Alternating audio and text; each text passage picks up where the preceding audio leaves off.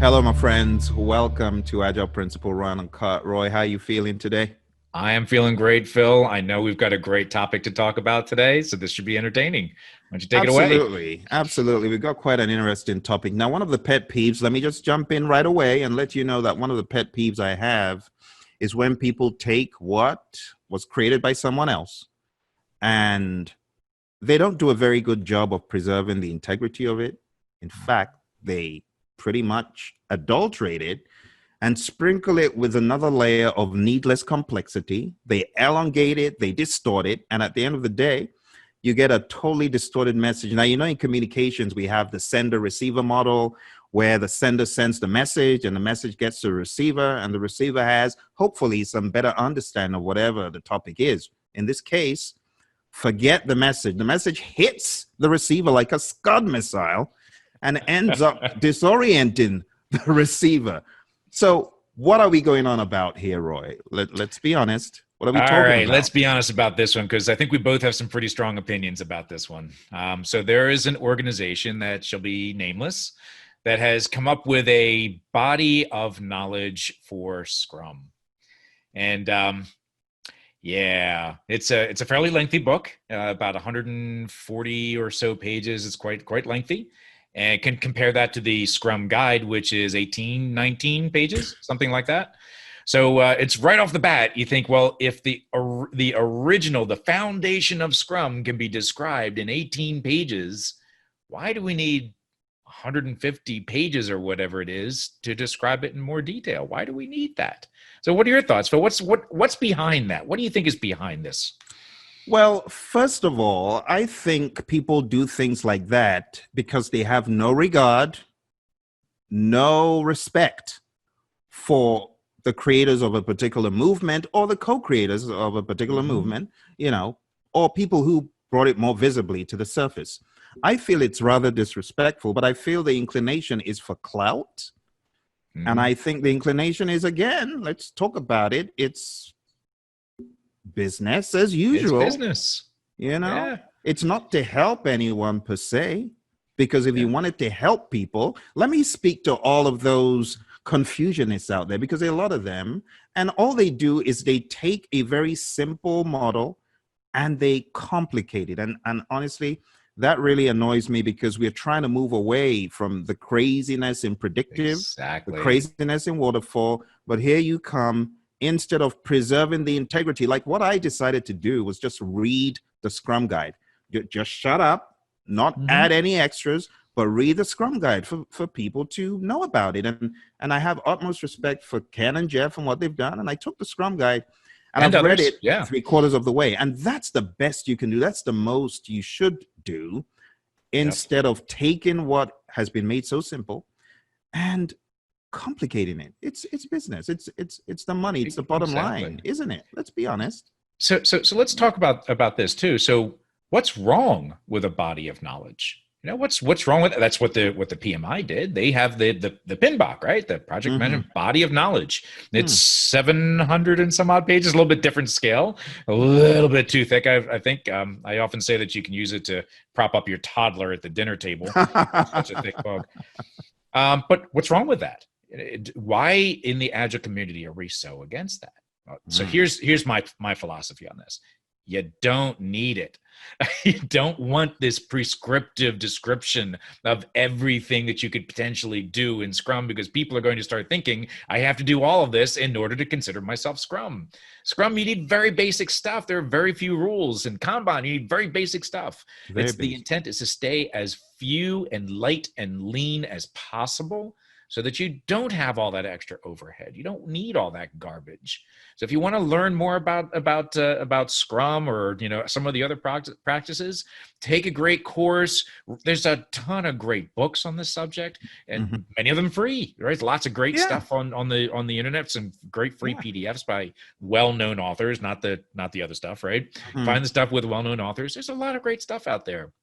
This takes it a completely different path. It violates the values and principles of what we're trying to accomplish in the Agile community. And I think that it actually hasn't even been updated in a long time, which Scrum gets updated every year, and that should continue to do. And this is part of the problem, is that we're entrusting an organization that is obviously only interested in the money that they can get from publishing this. And they're not interested in the community and providing better practices. That's really what it comes down to. Absolutely. I mean, the amount of consternation, let's just go to what Ken Schwaber himself put out there when this came to light. So in Ken's own words, he says, a group, name withheld, has published a book called a Scrum Body of Knowledge, also calling it a Scrum Guide. I mean, so imagine Ken's perspective when what they've been putting together for the past number of years has not been peddled. I mean, this is one thing I can give Ken and Jeff credit for, giving it away selflessly for free. Mm-hmm. These guys blew my mind because they could have capitalized on it. They could have made something like this out of it, but they chose not to. Why? Because at the heart of it, they really wanted to give away something. Yep. They really wanted to give away something for free. Now, let's forget about everything that transpired outside of the Scrum Guide, but let's just talk about the Scrum Guide. Yes, because obviously they made money other ways. We're not saying they're exactly other ways. They did okay, and that's why I said we're leaving the background information out. But let's focus on this book, because books can be very dangerous. When people say this is a body of knowledge, the feeble minds that don't question, like, oh, master, show us the secrets in the body of knowledge.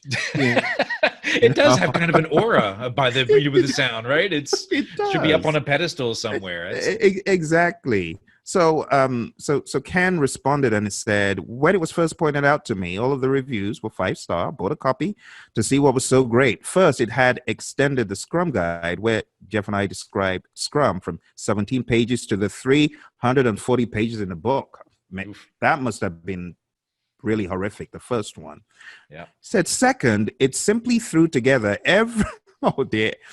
I like the way Ken writes sometimes. He said, it simply threw together every known practice about Agile around Scrum and created a methodology, dirty word, which, their words, is appropriate for any project of any size in any industry. Just those words alone, makes my skin crawl. I tell you. Worse, the book was written by 30 or so people, none of whom were active in the Scrum or Agile community. Come on now. I went to look at the reviews, unsure how other people in the Scrum community would view this as useful, particularly with such glowing comments. I found that all of the people were from the same country where this is located. Now, it's a paid service. I'm don't believe the skip 5-star reviews. Let's be honest. You can't fool learned people that do the research. Even when those people are paid to buy documents and comment, you can't fool the learned people. They find out things, and obviously Ken did his research. He said, I emailed some friends. We entered what we thought about the book. Oh, dear. So the lead author of the book objected to my review, had his friends write more positive reviews. There was an argument online. It was hilarious. It was indeed. If anyone here knows Amazon and can help, please do so. It's an absolute corruption of Scrum principles. Now, you might have your opinion, but I also want to caution you. Listen very closely, because what Roy and I are bringing to you is unfiltered. A lot of people don't come out and tell you the truth. We will. We tell you the truth. And what we think is you need to be very careful if you're thinking about implementing or introducing, let's just say introducing, even the concept of Agile or the concept of Scrum. Why do people need to be careful, Roy? You tell us. Yeah, people just think that you can just put together this recipe book and follow the instructions, A, B, C, and off you go. You're going to be doing Agile. And think about the dollars that are spent at an organization in installing Agile philosophies, Agile practices, and things like that at an organization. It's expensive. It costs companies a heck of a lot of money. And to be given really bad information, and also often, completely the wrong direction kind of information, it turns Agile into this factory mentality, just a different version of waterfall, right? And not a good version of waterfall, right? There's some good waterfall out there. This is bad stuff. The way I like to call it lipstick Agile. right? This is bad Agile. So it costs companies money. It gives you a bad taste of Agile. It's going to give you a really bad experience at your organization. This affects people when you're putting out this really, really bad information.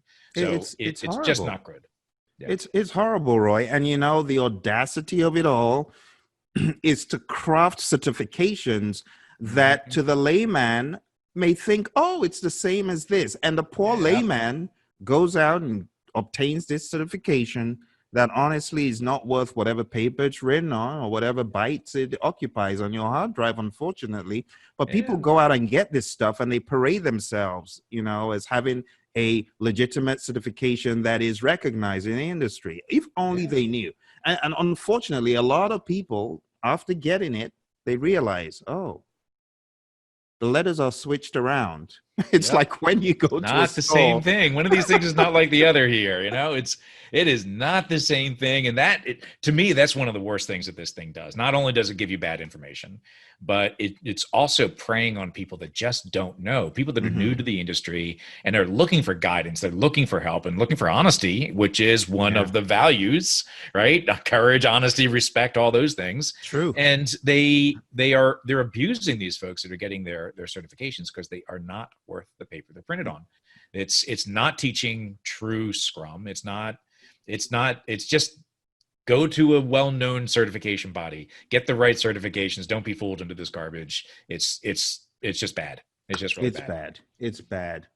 Look, if you have been confused, honestly, our opinion, if you ended up taking any of those certifications, put them by the wayside, go for some real recognized industry certs. So Roy, what are the like top 1 or 2 that you would recommend? Some great certification bodies out there. Scrumalliance is the premium. That's the major one. The Certified Scrum Master, which is CSM, specifically those letters.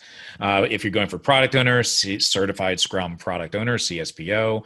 Another great certification body out there is IC Agile. It's the International Consortium for Agile. They have a fantastic curriculum, great people to work with.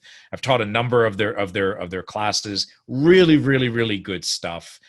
It's verified. They vet out, not only do they vet out the materials that are being taught, they also vet out the trainers and they keep tabs on them to make sure that they're doing things the right way. So it's not just here's your certification and now go forth and teach. It's you need to make sure that you're still doing it properly. There's some very reputable certification bodies out there. That's good. That's good to know. So anyway, we'll try to put some links below so that you folks can go investigate those more, but please do not be deceived by any lofty organization claiming that they have the answers all encapsulated in one book. Honestly, in this case, more is less. So beware. Take care. Don't forget to hit like, subscribe, share it with your friends. From me, it's bye, and from Roy. Take care.